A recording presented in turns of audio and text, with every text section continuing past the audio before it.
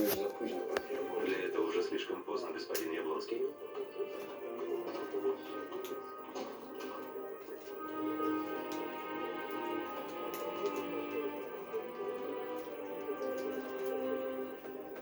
To jest Мам, magnes. что она вижу? Osłabi napięcie. Sнимает мышечное напряжение. Trzeba И uważać. сейчас нужно осторожнее. Istnieje zagrożenie śmierci. Есть угроза беременности.